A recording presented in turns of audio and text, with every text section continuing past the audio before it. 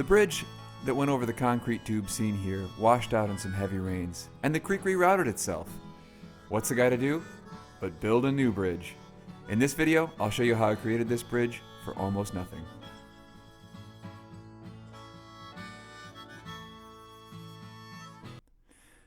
The bridge is built of railroad irons, that's the metal that trains roll on, rough cut planks, and rubble from a nearby building foundation that was removed. It spans around 12 feet over a creek that's 6 feet below, and my Puli Data and I use it to get between our field and the neighbor's field.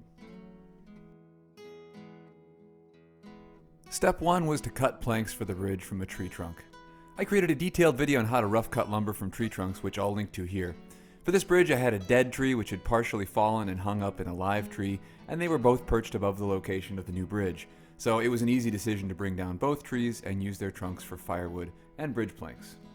Here you can see the method of vertically cutting through the tree trunk and then eventually splitting these two apart to create a nice plank for the bridge. Step 2 was to obtain cross members, in this case railroad irons. 70 years ago, both sides of this creek were one farm, and the farmer who farmed it drove his tractor across a bridge like this one, supported by railroad irons. When the farm was divided, the railroad irons were buried near a fence line. I had to dig up the irons, remove them from the tree roots and fence posts, and drag them down the hill to the creek with my four-wheeler. Quite a job. Looking back on this, I did not need to use railroad irons. They were there, so I did, but I could have just as easily dropped some of the trees that are on the bank of the creek and then used the neighbor's tractor to maneuver them into place to build a bridge. Certainly something you should consider if you've got a similar situation and no handy railroad irons to use. Step 3 was to place the irons across the creek. First, I built a ramp out of wood planks. You can see it to the left of the bridge in this picture.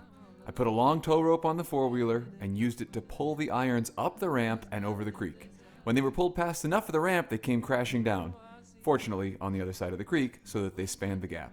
I levered them into parallel and supported them off of the ground on both sides of the creek with a tree trunk, which you can see in the previous picture. There's about 12 feet of the irons on each side of the creek.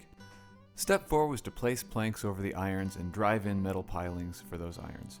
The pilings are just 8-foot metal posts driven to the ground and welded to the irons, as seen here.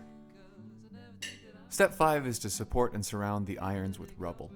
This keeps them from moving and gives you something to drive or walk on when you get up onto the bridge. There you have it. You can easily walk or drive small vehicles across this, and it's got Puli approval.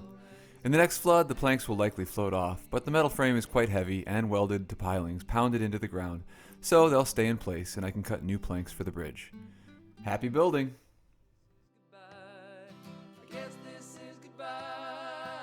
Let me know what you think in the comments, and don't forget to like and subscribe for more unique and useful do-it-yourself builds.